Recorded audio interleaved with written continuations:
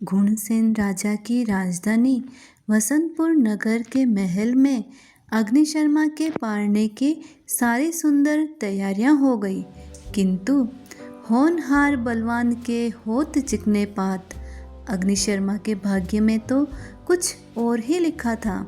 जिस दिन अग्निशर्मा का पारना होने वाला है, उसी दिन प्रातःकाल रानी वसंत सेना ने पुत्र को जन्म दिया। रानी की प्रमुख दासी वसुंधरा ने राजा को पहले पुत्र राजकुमार के जन्म की बधाई दी। बधाई हो महाराज, बधाई हो। महारानी ने सुंदर और तेजस्वी राजकुमार को जन्म दिया है। लाखों वर्षों के बाद घुणसेन के मन की मुराद पूरी हुई थी। पहले पुत्र जन्म की खुशी में राजा ने पूरे नगर में ढोल नगाड़े बजवाए, कैदियों को मुक्त कर दिया। पूरे नगर में घोषणा करवा दी कि रानी वसंत सेना ने पुत्र को जन्म दिया है। सभी खुशियां मनाओ, मिठाइयां बंटवाओ, पुत्र का जन्मोत्सव मनाओ। वसंतपुर नगर में राजमहल से लेकर तपोवन तक का पूरा मार्ग फूलों से सजाया गया था। टेंट लगाया था। पूरे मार्ग में फूलों का कारपेट बिछाया हुआ था। दूसरे प्रहर में अग्निशर्मा तपोवन से निकलकर धीरे धीरे राजमार्ग से होता हुआ नगर की ओर बढ़ने लगा। अग्निशर्मा सोचता है कि घुणसेन ने मेरे पारने की कितनी सुंदर व्यवस्था की है।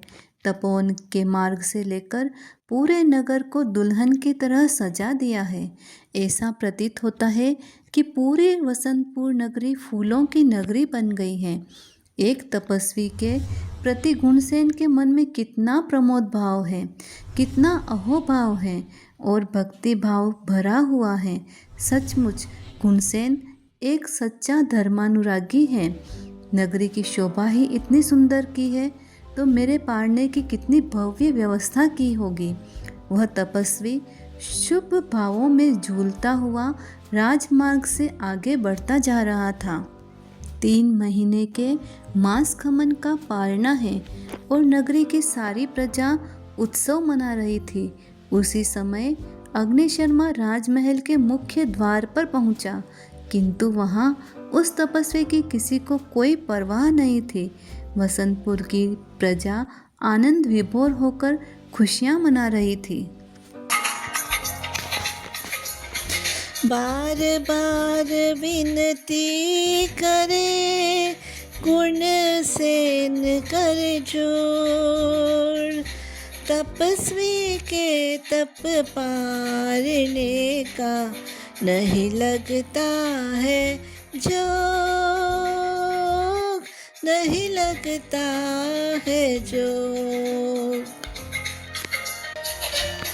पश्चाताप करे अति भारी, संत है किंतु क्षमावतारी।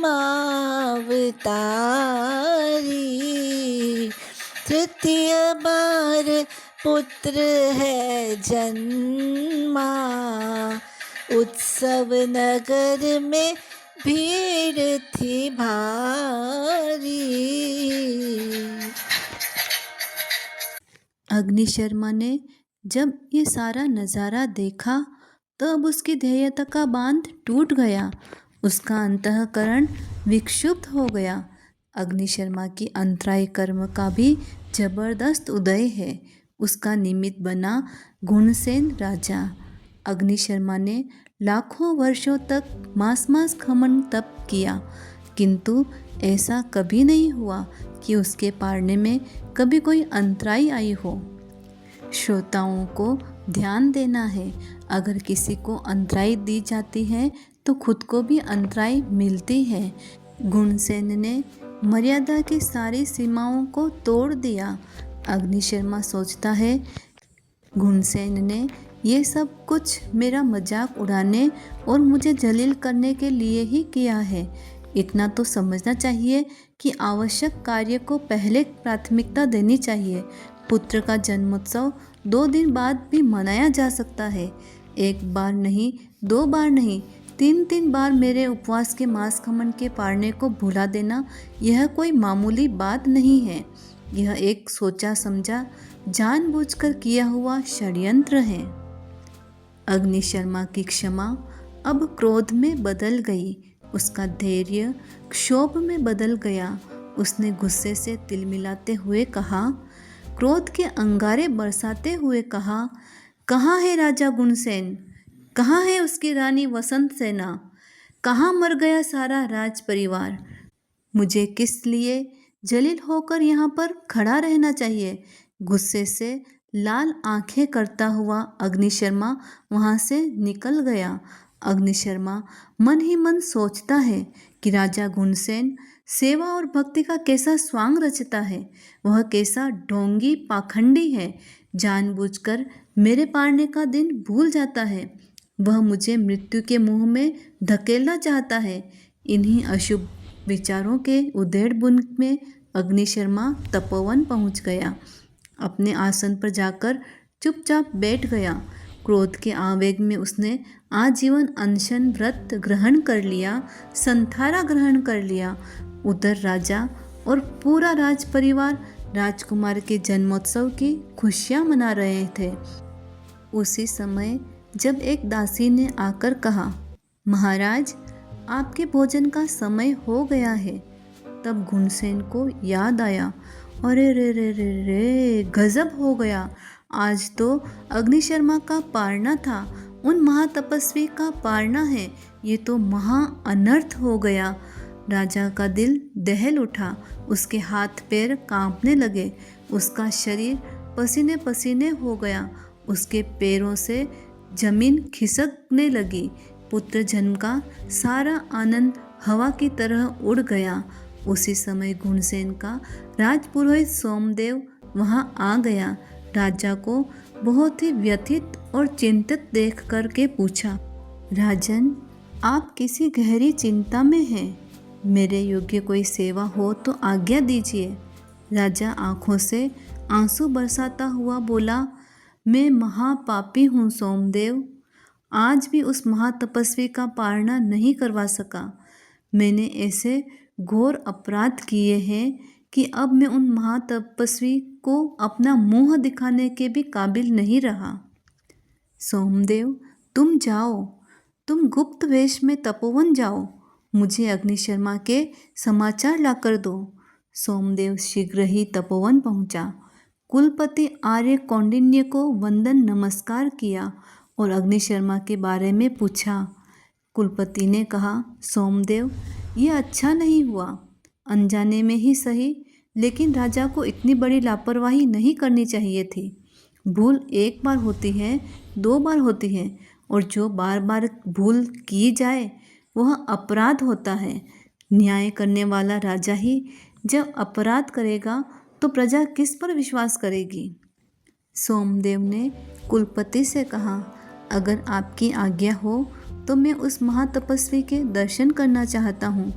आर्य कौंडिन्य ने कहा, ठीक है, लेकिन अब उसने आजीवन अनशन व्रत ग्रहण कर लिया है।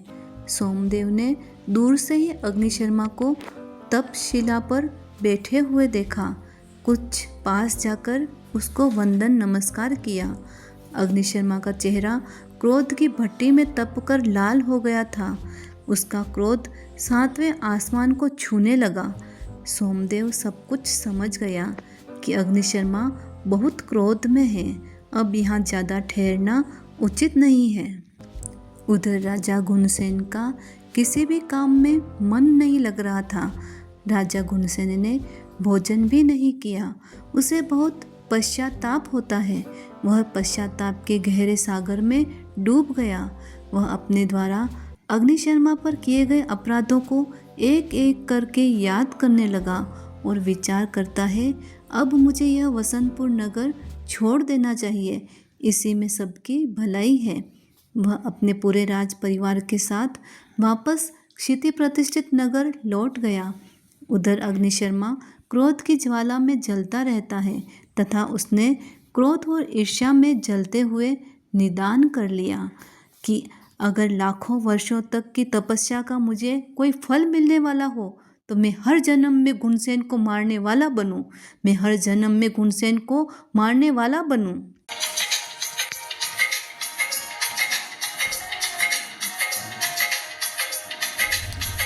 क्षमाधारी अग्नि शर्मा कठिन परीक्षा देते, विद्रोही बन कलुषित भावों से भर जाते हैं। राजा मुझे दुख देता, मैं भी एक तापस हूँ, इसे तप शक्तियों से मैं भी पराजित करूँ। मन में निदान करे हर भव दुख देकर मृत्यु दुख देव, इसे भयंकर कष्ट हो। यह अग्नि शर्मा की कथा पुण्य और पाप की, यह अग्नि शर्मा की कथा पुण्य और पाप की। आचार्य हरिभद्र सूरी ने यहाँ पर टिप्पणी करते हुए कहा कि अगर अग्नि शर्मा ने निदान नहीं किया होता तथा क्रोध की आलोचना कर लेता तो वह 3 भवों में मोक्ष में चला जाता था।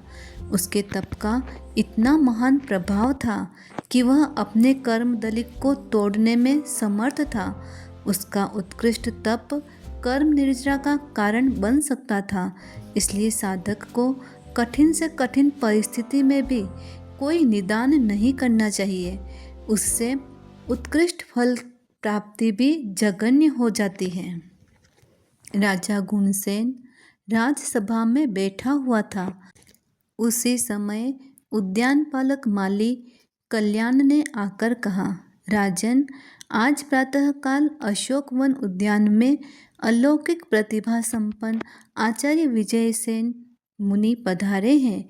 वे अवधि ज्ञानी, मनः पर्यवज्ञानी और त्रिकालदर्शी हैं।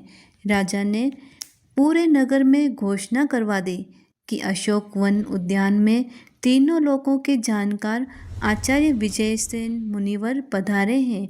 सभी उनके दर्शन और प्रवचन का लाभ अवश्य लें।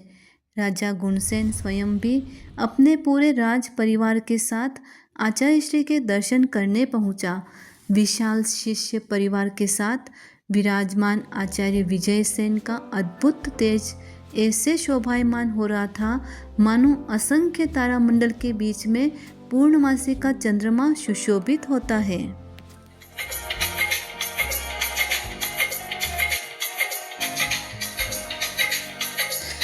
क्षिति प्रतिष्ठित नगर में आके गुणसेन राय राज्य है करते, आचार्य विजयसेन नगरी पधारे आन के। अपूर्व समय लख धर्म लाभ है उठा रहे, यह गुणसेन की कथा पुण्य और पाप की, यह गुणसेन की कथा पुण्य और पाप की। गुणसेन ने आचार्य श्री को विनय पूर्वक वंदन नमस्कार करके उनसे निवेदन किया कि प्रभु, आप गृहस्थ राजकुमार थे, विपुल राज वैभव आपके पास में था, आपका अद्भुत सौंदर्य है और अभी तो आपकी यौवन अवस्था है, फिर आपको भोग विलास और विषयों के प्रति आसक्ति कैसे हुई? विजयसेन आचार्य ने नारकी, तियंज, मनुष्य और देवगति के दुखों का वर्णन करते हुए कहा कि इस संसार में जन्म, जरा और बुढ़ापे का दुख ही दुख है, मरण का दुख है, रोग का दुख है, संसार में सुख है ही कहाँ। इसलिए हे राजन, यह संसार ही मेरी विरक्ति का कारण बना। हे नरेश, मैं अपने पूर्व भव की कथा सुनाता हूँ, वह ध्यानपूर्वक श्रवण करो। इससे संसार और संसार के प्रति आसक्ति के जो भाव हैं, बंधन के भाव हैं, वह सब टूट जाएंगे और संवेग और वैराग्य की भावना दृढ़ बनेगी।